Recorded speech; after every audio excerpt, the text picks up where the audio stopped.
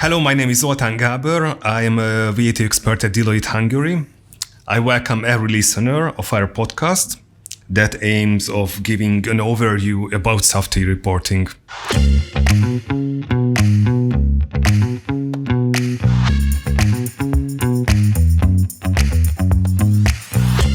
Before the introduction, I would like to let the listeners know that we recorded this podcast via internet connection.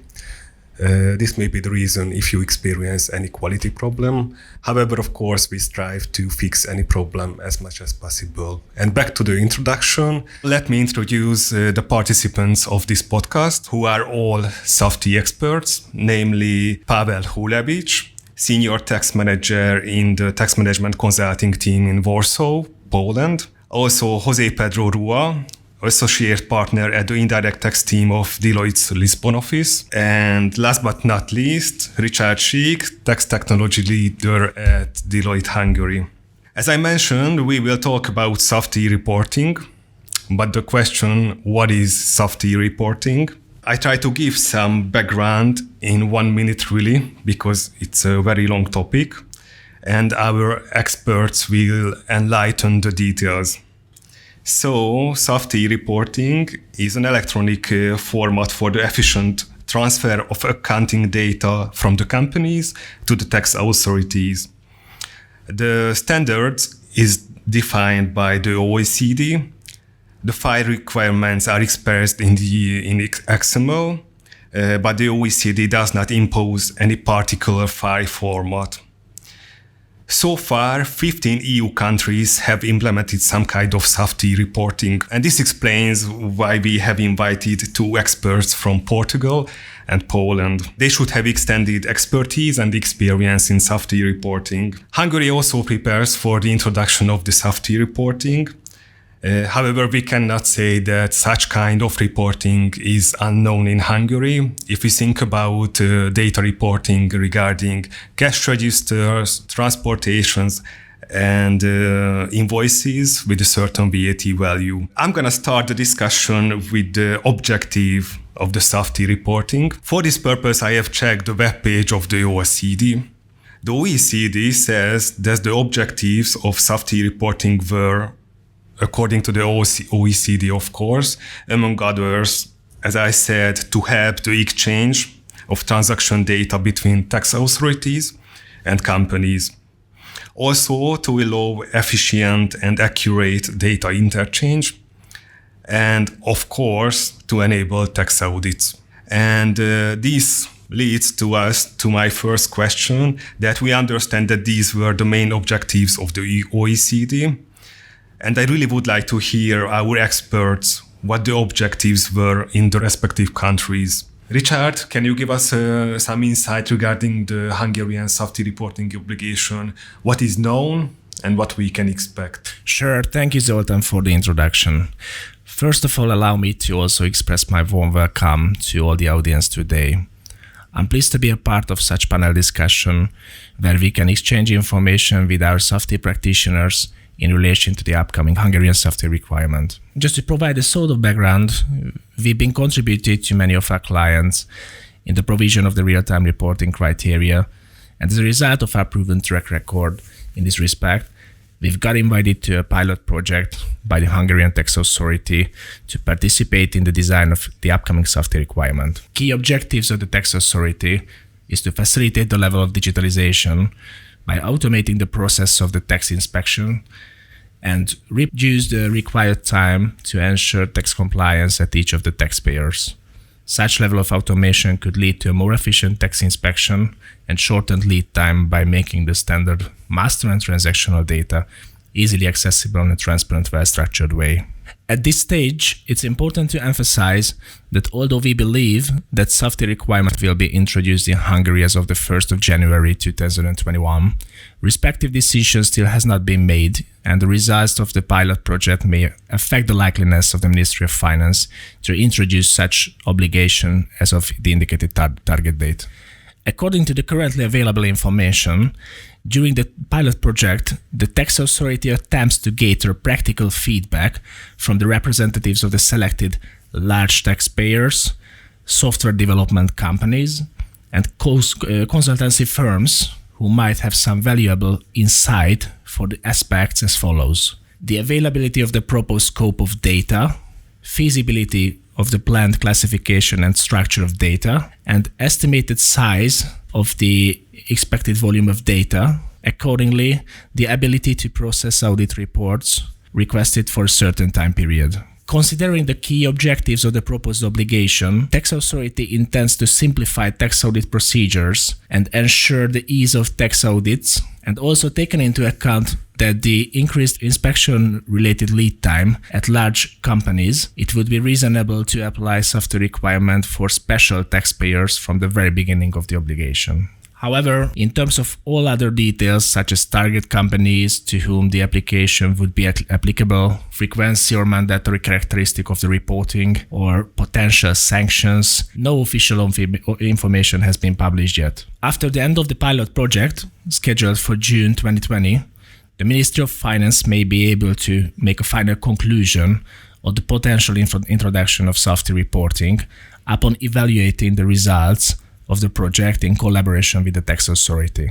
And what is included in the Softee report, based on the Hungarian specification defined by the tax authority, we could say that an extensive data requirement could be identified. Considering the current draft report, which consists of 16 different parts, including information for general ledger, invoice data, payments, assets, inventory data, and other kind of accounting data, the taxpayers may need to be prepared for a possibility of a more comprehensive data reporting obligation than the currently existing Softee requirements across the EU countries. In comparison to the OECD recommendation, Hungary's Softee may also include additional information such as fixed assets or the VAT analytics. Finally, it's important to highlight that the planned Softee would not replace the current real-time reporting obligation, which may be already implemented at a wide range of companies in Hungary. As approaching the end of the planned first lot about the Hungarian Softee requirement, in summary of the information shared in this topic, I would say that we can conclude that although the majority of the details of the expected requirement is still under development and some other key details are still unknown, Deloitte Hungary would be an active participant of the pilot project to gather all relevant information. Through we would be able to assist our clients in consultancy or even in the delivery of digital solutions in this respect. I'm going to turn to Jose Pedro.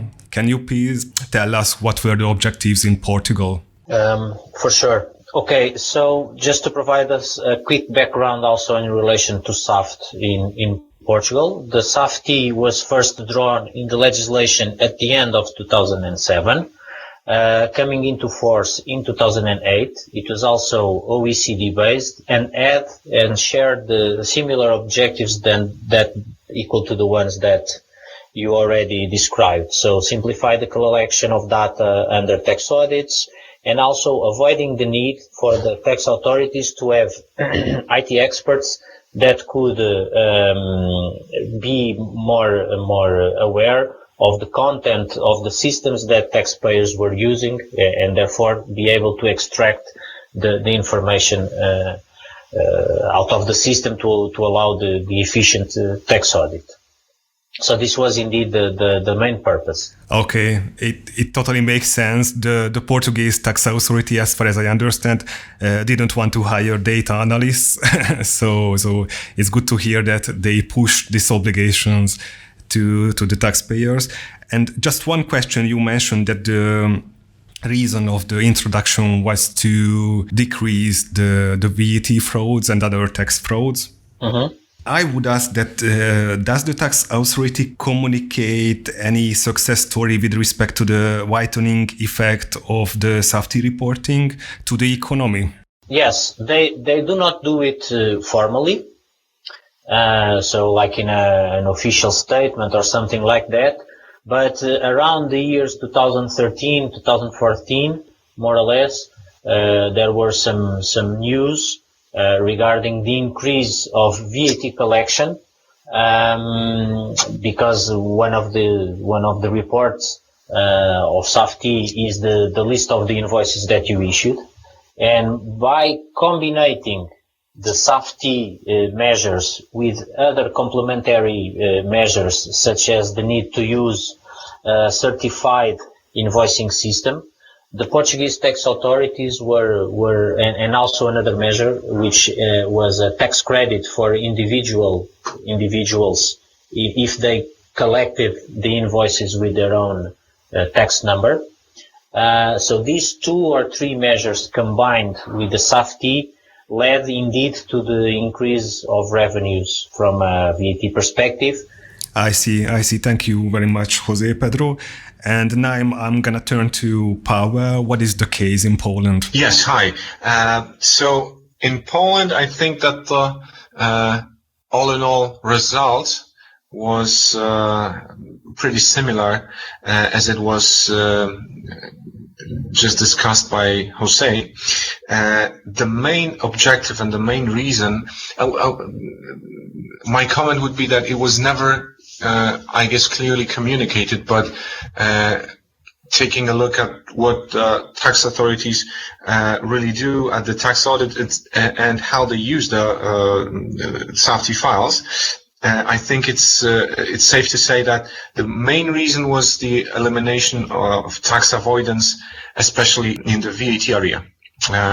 It was a quite significant problem here in Poland, and it grew from year to year, and that's why the tax authorities decided that they will introduce the Softy obligation. It was first introduced in July 2016 for large taxpayers, but then eventually in time it was also this obligation was also started to pertain to the smaller taxpayers, and from July 2018, all the taxpayers in Poland need to submit their Softy files.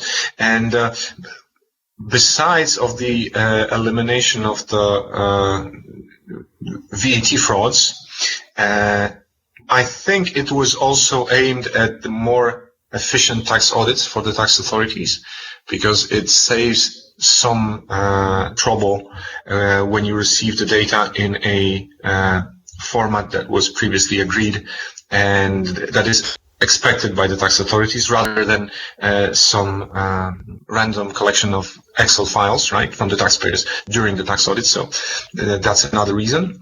And one of the communicated reasons is simplification of the settlements for taxpayers, especially VAT settlements. Does it mean, Paweł, that the tax authority will provide the tax payers with draft VAT returns in Poland? I don't think it's going to happen, but I think it would be too complicated for the tax authorities to be taking on the burden of creating the tax returns for the taxpayers and then just letting them acknowledge or correct them. I think the obligation of creating the tax returns in VAT or the tax information in VAT will still remain on the taxpayers, but what will happen from starting from April this year, and it will, as before, it will start with the larger taxpayers. The current VAT tax return, actually 2 of the VAT tax returns and some other information that VAT taxpayers were submitting to the tax authorities will now be joined with the Softy file for VAT. But we can say at the end of the day that it should have some simplification effect. Yeah. And the same question to you, Paweł, regarding success stories. Does the tax authority communicate any success story with respect to the whitening effect of Softy reporting? Yes, it's communicated more by the government than the tax authorities themselves, but and it's some rough data. So I'm not going to quote and cite any specific numbers of how the by which the tax avoidance decreased, but because, as I said, it's hard to estimate, and especially due to the economy that has also plays its part in the amounts of VAT paid each year.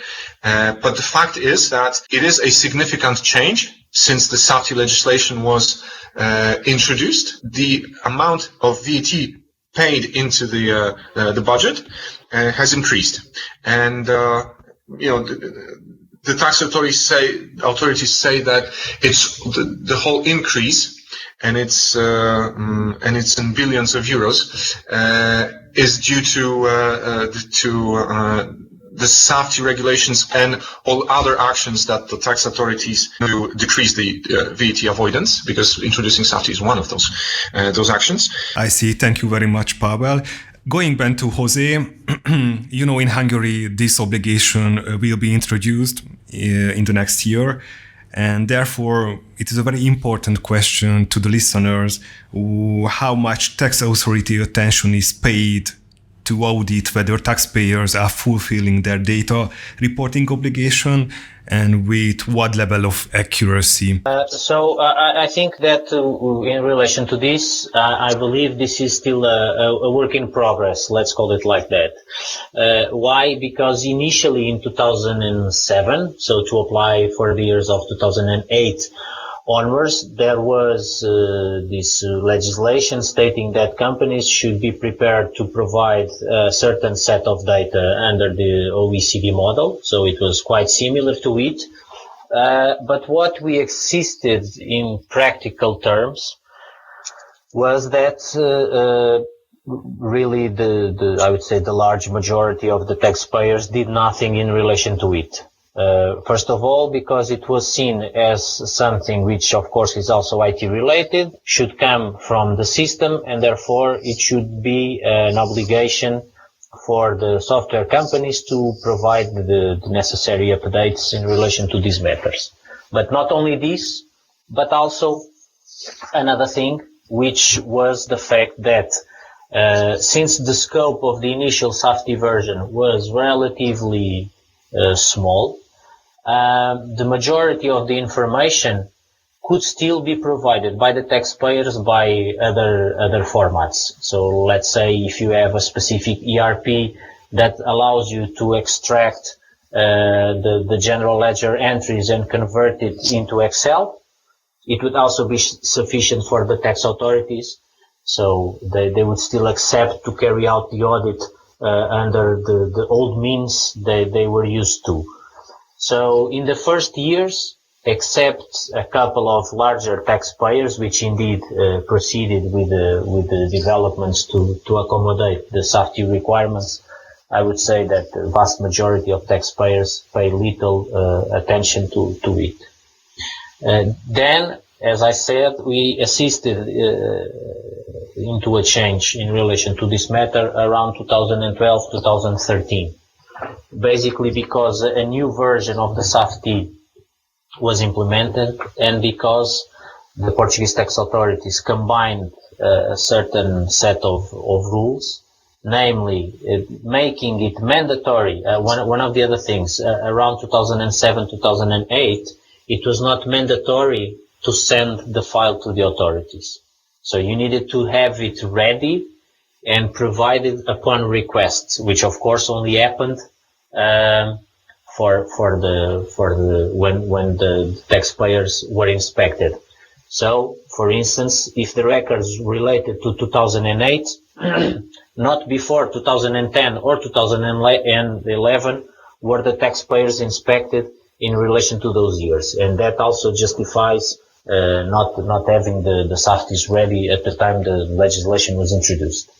But again, as I said, in 2012-2013, it became mandatory for taxpayers to provide the Softy related with the invoices they issued. And of course, if it is mandatory and it's a regular filing that you need to do it on a monthly basis, the Portuguese tax authorities can easily check who provided and who did not provide the information. And of course, that allowed to become more active in relation to this matter.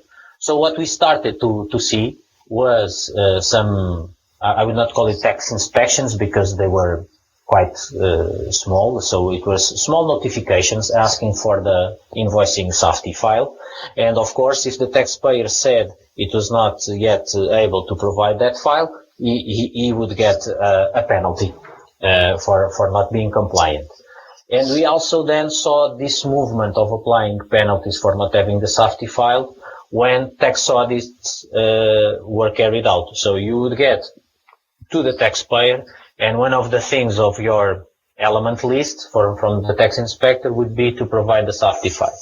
And then, of course, if the taxpayer was not able to provide the Softy file, he would get a penalty for it, and of course would still provide the information via Excel spreadsheets, etc.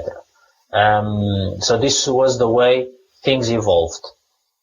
Just to add something else, which is more or less current and expected for the future, is that the tax authorities already released some information around 2018, but then it has been postponed, in which they will make dependent of the provision of the accounting Softy file. So the provision of the accounting Softy file will become mandatory in the near future, and they made this rule in which they say, if you do not provide me your accounting Softy file, it will not be possible for you to file the annual tax return. So it is getting stricter and stricter, and there are serious consequences.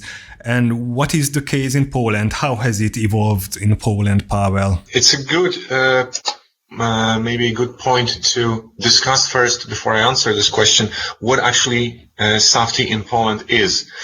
And what it is actually 7 files, 7 separate XML files, and 5 of those 7 pertain to corporations.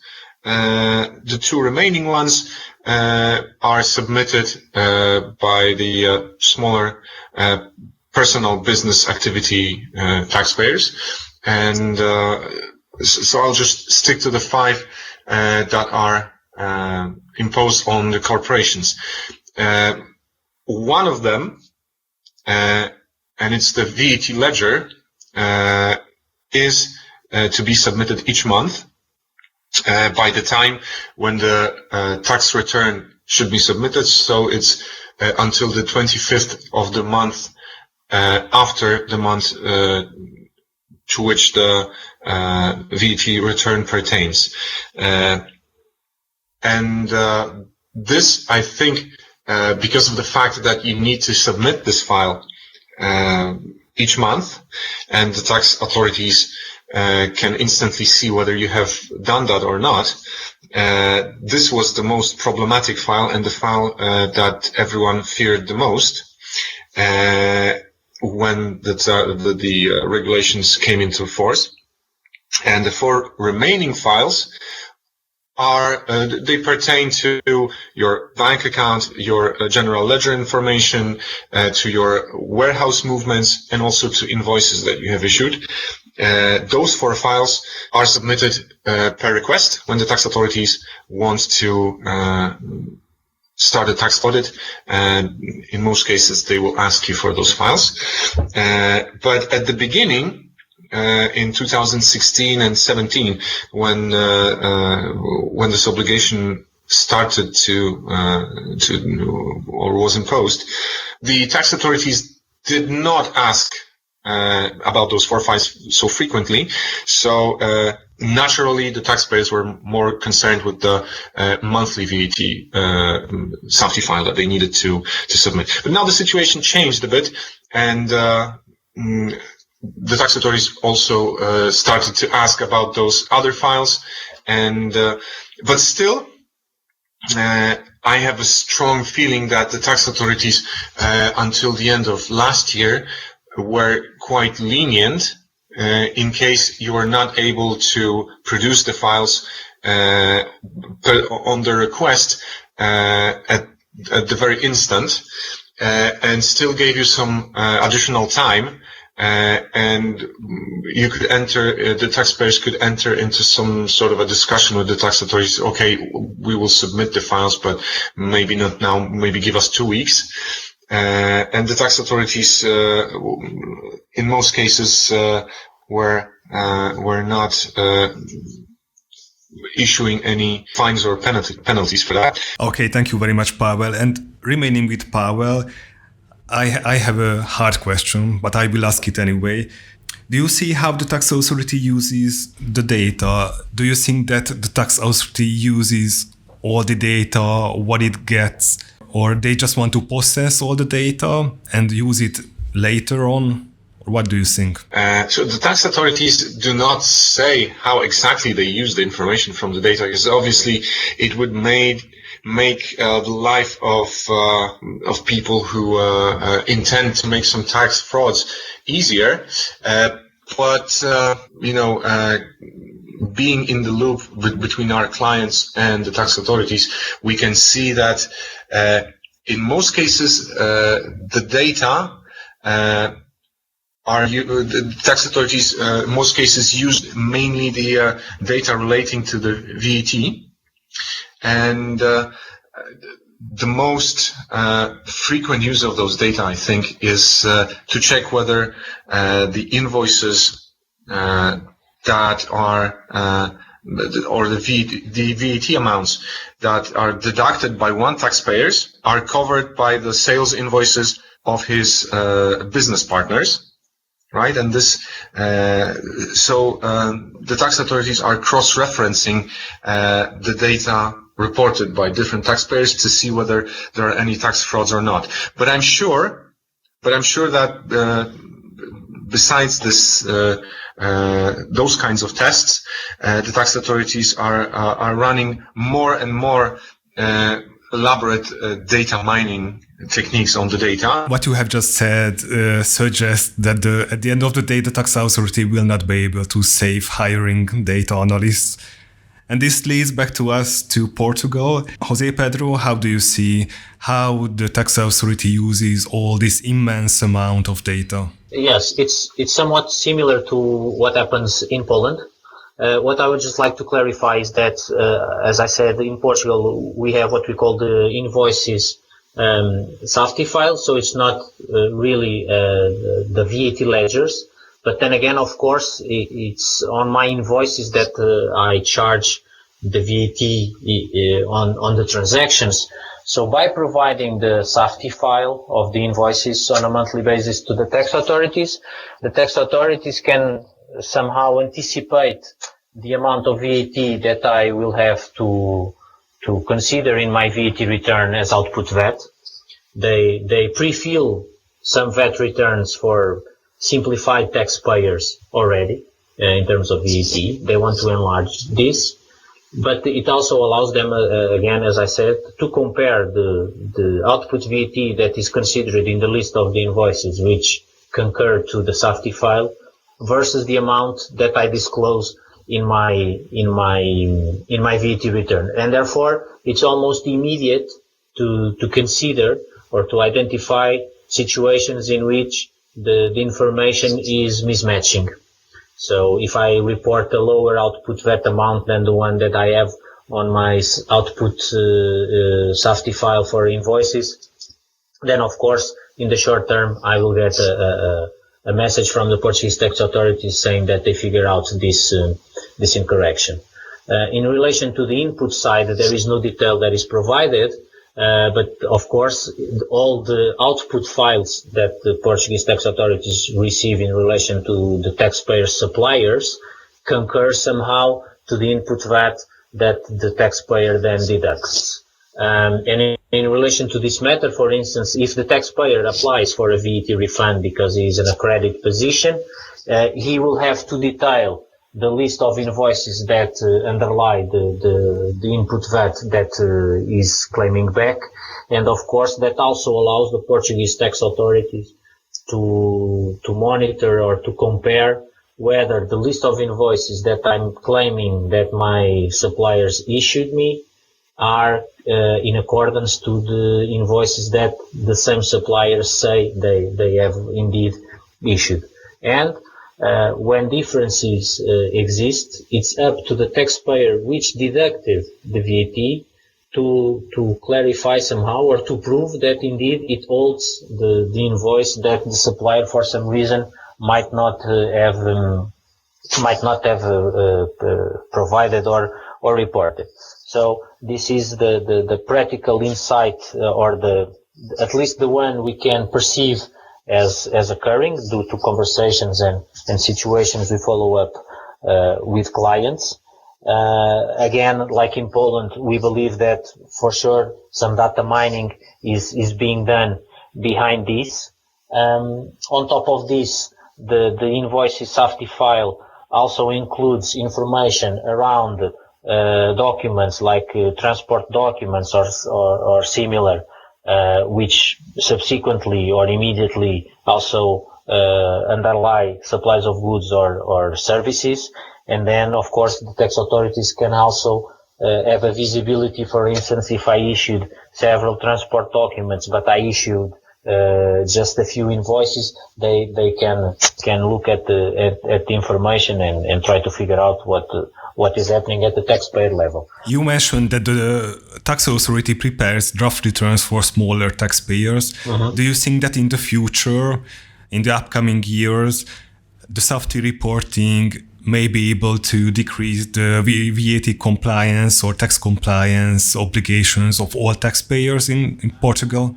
I think that from a level of the number of compliance obligations, it will be the same. The only difference, of course, will be who prepares what, and what flexibility will taxpayers have in relation to adjust the data which is already pre-filled. So the way I see it is that, as I said, they started already doing so in relation to smaller taxpayers. To give you an example, people that work on their own, so individuals which carry out taxable activities, can usually use an invoice, a pre-formatted invoice, which is in the Portuguese Tax Authority's website, to charge their fees. So the tax authorities know that in that month, in the Portuguese Tax Authority's website, you have issued 3 invoices. So they know the amount, so they fill the VAT return immediately. My belief is that tomorrow, in the upcoming future, they will start being able to do so in relation to other taxpayers based on the list of the invoices they received under the Softy file. But I think that compliance will still play an important role, because one thing is the Softy file of invoices that you file, and that's it. Then, of course, it still needs to be confronted with the draft of the VAT return, and of course, some adjustments might take place for several reasons. Thank you. We have touched the future of Softy reporting in general, but I'm really interested in your view around the future of Softy reporting. How do you see the future in very general, and how do you see the aspiration of the tax authority in this respect? Pavel? Yeah, so in terms of the future in the Polish tax environment and legal environment, the nearest future is already defined. It was truth to say that those regulations that I mentioned they were postponed a couple of times, but eventually the final date when the new tax regulations come into force with regard to Softy reporting is April this year. And as I said, the main change will be to connect the so far Softy reporting, or VAT Softy reporting, the one VAT ledger Softy file that I mentioned that the taxpayers are submitting each month, will be joined together with the so far VAT tax returns. So the obligation to submit the actual VAT tax returns will cease to be, and the equivalent will be the new Softy file called VDEC. It's just an abbreviation. And in terms of a future, farther future than just this year, I think that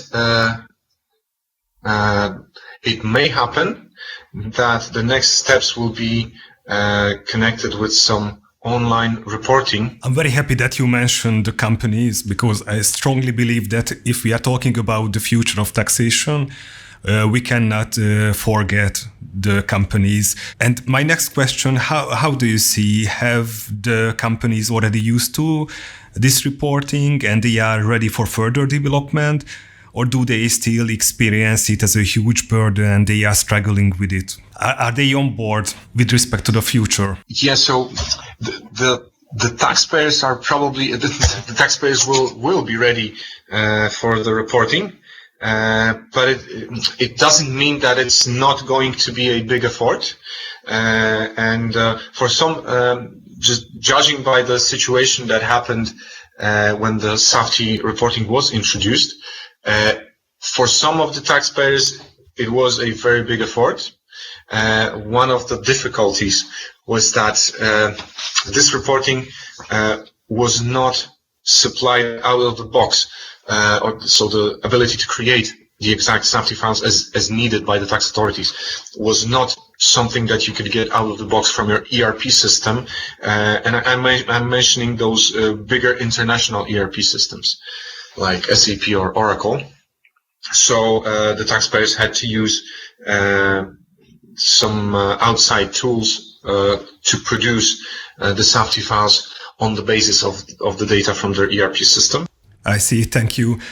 Jose Pedro, I know that you don't have a crystal ball, but how do you see the future of Softy reporting in Portugal in very general? Okay, so in terms of Softy, and then in terms of tax reporting in general. So from a Softy perspective, I would say that the Softy related to invoices is somewhat a mature compliance obligation with the evolution that we spoke about earlier about pre-filling VAT returns. I think that the eyes of the tax authorities will now shift for the upcoming years into the accounting Softy. As we said, there was already released some legislation stating that in order to file the annual tax return, which is a tax return that covers not only accounting records, but also CIT, stamp duty, VAT, and other types of taxes, I would say that the focus will start to be in the accounting Softy, as I said.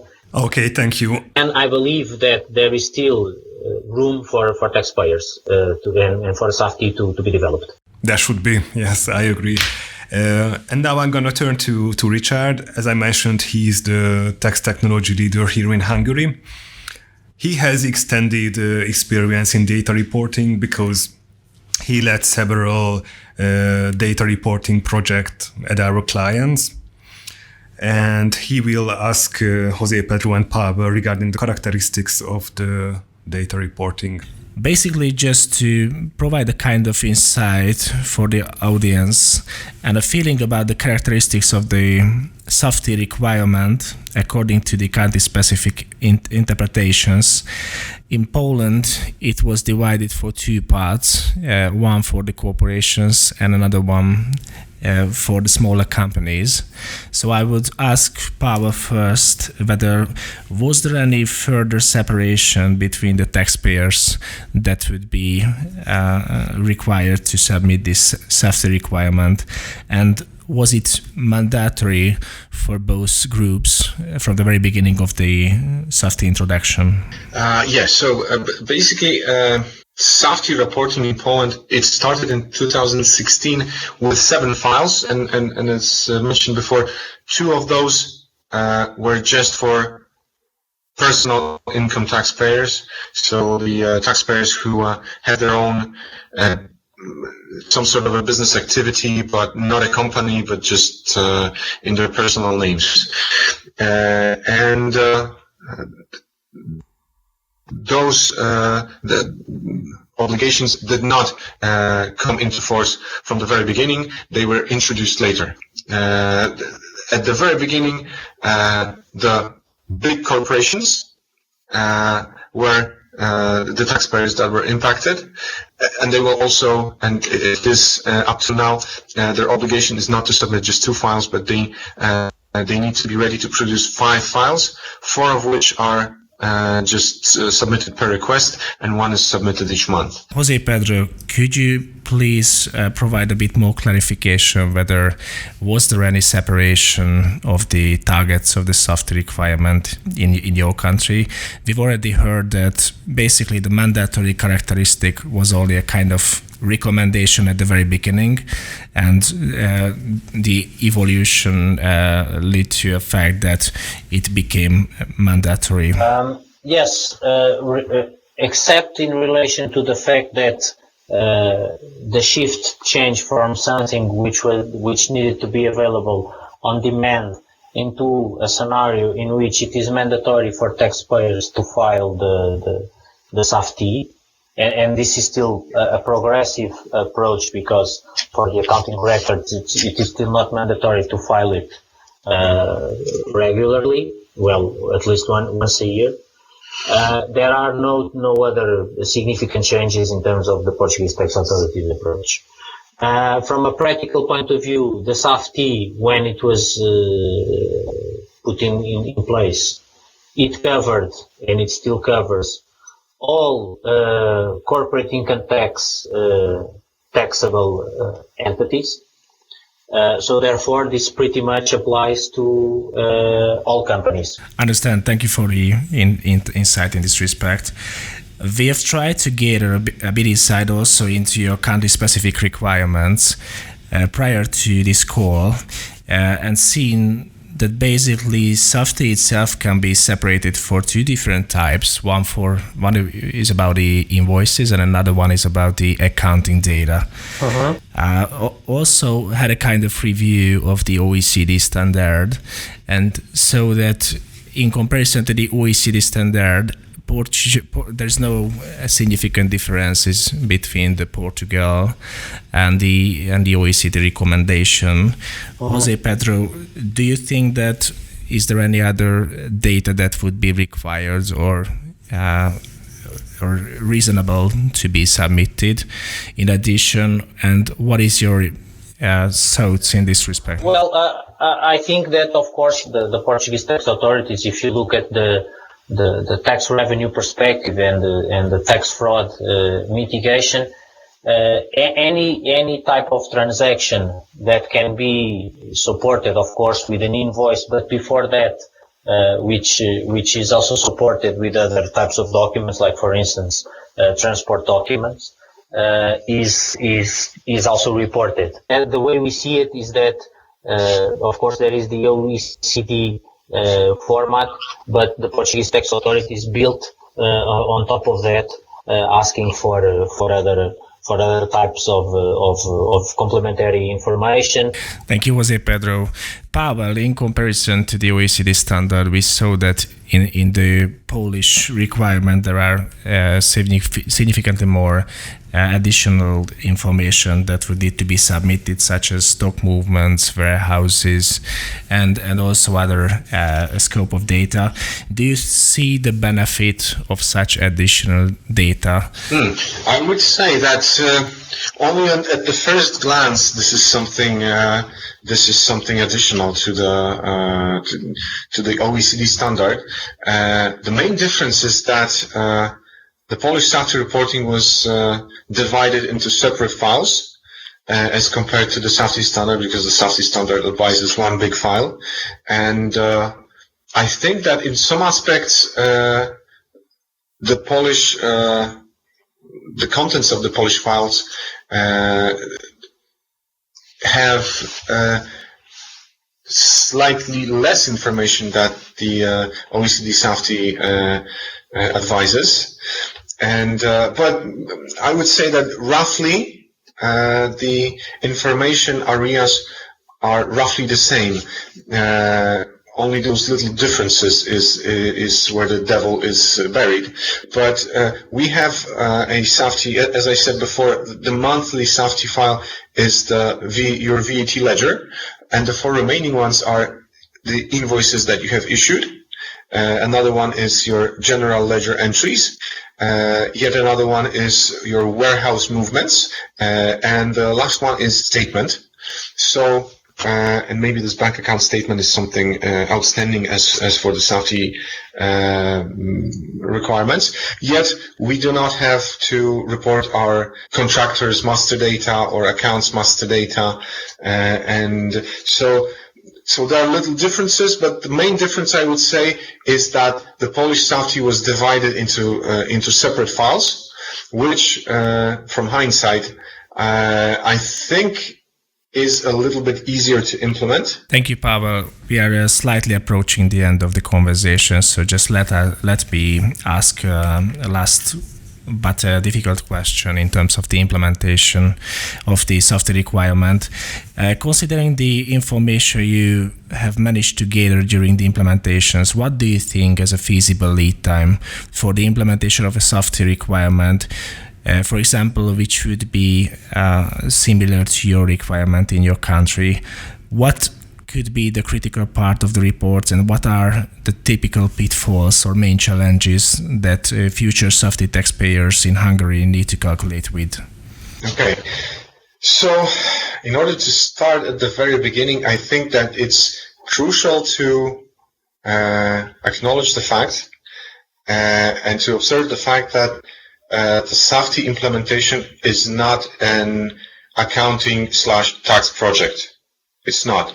It's an IT-driven project, and I've seen, especially at the beginning of the Softee history in Poland, I've seen that some of the taxpayers did not actually feel this difference, and those implementations that are not started together with the IT departments tend to have longer running times. The whole implementation, the whole implementation project tends to drag for longer. So it's crucial to plan with your IT department, not just accounting or tax. And that's one of the common pitfalls. And other pitfalls are lack of data in your ERP systems. The level of data detail that is needed to be supplied in the Softee file. There are two ways to circumvent this problem. One is to make some modifications in your ERP system so that the data needed is recorded, or you can instantiate a supportive auxiliary system, be it an Excel file or whatever other system that will record the data, and the data will be later joined with your ERP data to produce the complete Softee file.